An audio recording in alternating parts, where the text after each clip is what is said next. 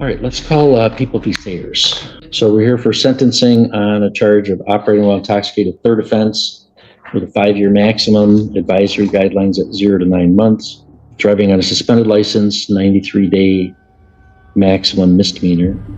Have you had a chance to review the report and recommendations with your client? Yes, Your Honor. Can we approach just briefly? Yeah. All right, anything? Buckle up, guys. Today we're going to witness a courtroom case that starts off calmly, but quickly hints at something much more serious. Right from the opening moments, the judge lays out the charges and the possible penalties, making it clear that this isn't an ordinary hearing, before anyone even begins explaining the situation. The courtroom atmosphere already feels tense, setting the stage for a sentencing decision that could dramatically change the defendant's future.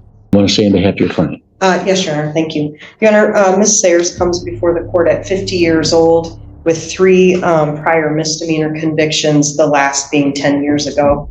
She fully acknowledges the gravity of the situation. She's very remorseful and she's very embarrassed that she comes before the court for her bad choices. As the court's aware, Ms. Sayers has had significant stretches of sobriety throughout her adult life. And she's committed to maintaining that sobriety and using the tools that she has to do so. She's also committed to re-engaging in treatment to address the trauma that she's experienced so that she can begin to put her life back in order again. She's been attending AA meetings again. She's looking forward to re-engaging with her therapist and doing some counseling. She's been doing some community service work with the Forest Township Hall with Dawn Fenstermaker, and she's got 60 hours in to date on that. She's also got a plan to take care of any fines and costs that the court assesses. We're asking the court to follow the parties' sentencing agreement and the recommendation from the Department of Corrections because we believe it adequately punishes the conduct while allowing for a long term of probation oversight to ensure that the same conduct is not repeated. Ms. Sayers has proven that under supervision, she does very well. She demonstrated that with her perfect performance in sobriety court, having graduated with not a single violation. The bond violation in the incident offense was the only bond violation that she had. She had perfect performance since that slip up, and she took measures to ensure that nothing like that would happen again. We've discussed at length the consequences that she could face if she were to violate the terms of this probation. She understands that she'd be exposed to a possible prison sentence, and that would be, just absolutely devastating to her and her family, especially considering that she was previously employed with the Department of Corrections. For those reasons, Your Honor, we ask the court to follow the recommendation in the pre-sentence report as well as the sentencing agreement struck by the parties. Thank you. All right, thank you. Ms. Sayers, you don't have to say anything today, but you're welcome to. Is there anything you want to tell me? First of all, I just want to say that I am so sorry. I'm sickened and so embarrassed because of what I've done. I know that I messed up, and I just want to prove that I can do better. My kids, my grandkids deserve that. Here, the defense attorney presents every possible reason for the court to show mercy. The defendant is described as deeply remorseful, committed to sobriety, attending treatment, participating in community service, and trying to rebuild her life after years of struggling with alcohol.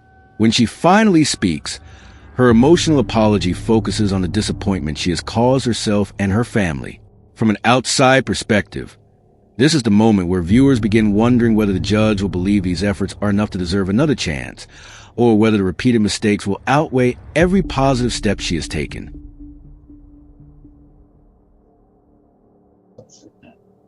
Thank you. Thank you. Ms. Goodrich, any recommendations from the people? Thank you, Your Honor. On December 27th of 2025, law enforcement had observed Ms. Sayers speeding at 88 miles per hour in a 55 mile per hour zone. The deputy had to use her lights and then had to use her siren to catch the defendant's attention. The defendant was honest about speeding and not having a driver's license, and was honest that she drank 3 beers and a shot prior to driving. The lab results were 0.162. She's 49 years old. She was 18 at the time of her first arrest. She has no prior felonies and 3 misdemeanors. She has not been to jail or prison, but on probation twice. She's currently unemployed with a high school diploma. given her OWI history, specifically in 2001, she pled to an impaired and was given fines and costs. In 2003, she pled to an OWI and was given probation. And in 2016, she pled to an OWI second and was given probation. The PSI is recommending 18 months probation with 30 days jail, which is consistent with the plea agreement. This will be her first jail sentence, and there'll be more available if she violates probation. So I asked the court to follow the plea agreement.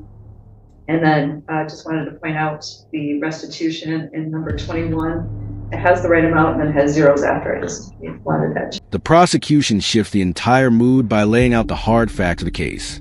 The defendant wasn't simply caught driving under the influence. She was reportedly traveling 88 miles per hour in a 55 mile per hour zone while registering more than twice the legal alcohol limit.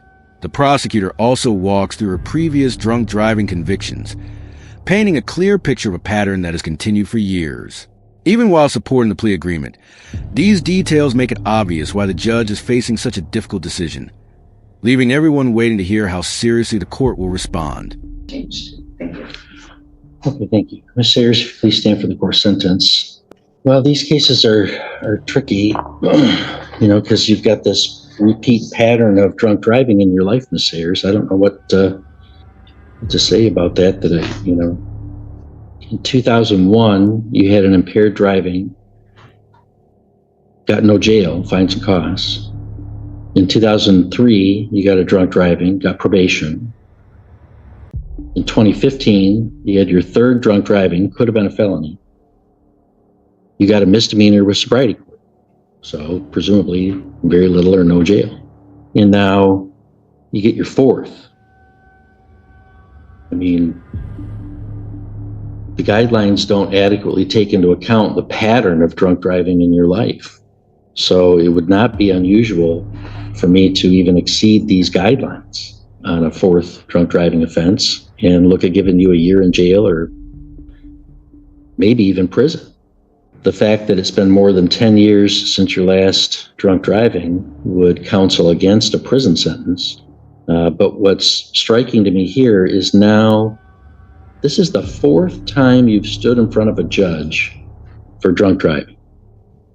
And you're going 88 on M33 at 2 p.m. at twice the legal limit. Doing 88 miles an hour at M33 stone sober is way too fast. And you're twice drunk. Fourth conviction. And I don't know. I just don't know that I can go along with the fourth time you're in front of a court with that kind of risky behavior, that 4 drunk drivings means Larissa Sayers does a grand total of 1 month in jail.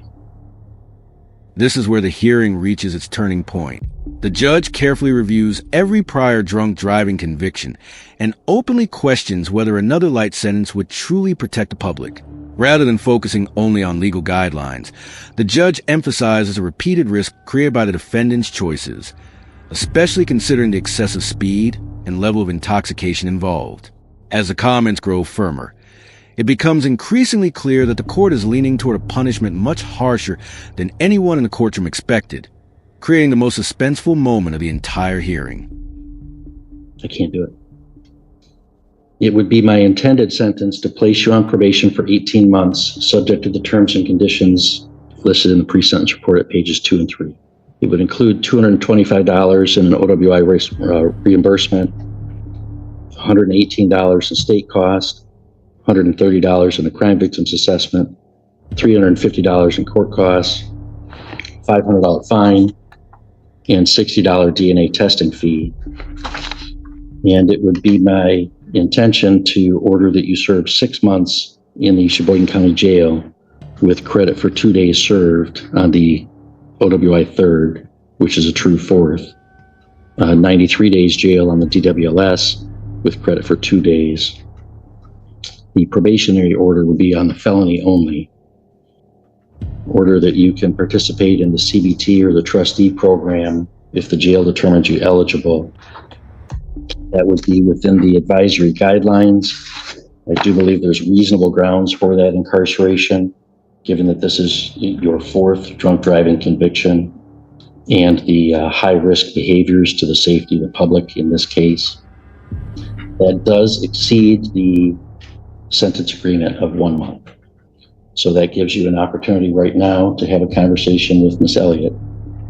You have two options. One, to accept the sentence, or two, to withdraw the plea and schedule the case for trial. So I'll give you a minute to talk to her. We'll wrap up our morning docket and recall the case of People v. Sayers, 26-7163FH. The court announced a sentence beyond a sentence agreement. It gave Ms. Sayers time to consult with her attorney. And Ms. Elliott, what's the decision? Ms. Sayers is going to accept the sentence of the court. So the sentence that I announced is the sentence that I will now impose. And Ms. Sayers, you are able to petition for early discharge from probation at the halfway point if you successfully complete the terms. We're going to hand you a piece of paper explaining that. Able to file an appeal if you want, we're going to give you a piece of paper about that. If you want a lawyer appointed, you have to ask within 6 months. We're going to ask you to initial one copy of the appeal paperwork right now, so we have a record that we gave it to you. The other one is for you to fill out if you want to take an appeal. And then within 24 hours of your release from the jail, I want you contacting your probation agent to get started. Do you have any questions for me? Okay, good luck to you. The suspense finally turns into a decision as the judge announces a 6-month jail sentence instead of the 30 days recommended in the plea agreement. Because the punishment exceeds a negotiated deal, the defendant is given a choice to withdraw her plea or accept the new sentence. After consulting with her attorney, she chooses to accept the judge's ruling, bringing the case to a close. It serves as a powerful reminder that repeated dangerous behavior can eventually lead to consequences far beyond what someone expects. If you enjoyed this courtroom breakdown, don't forget to like the video, subscribe to the channel, and we'll see you in the next video.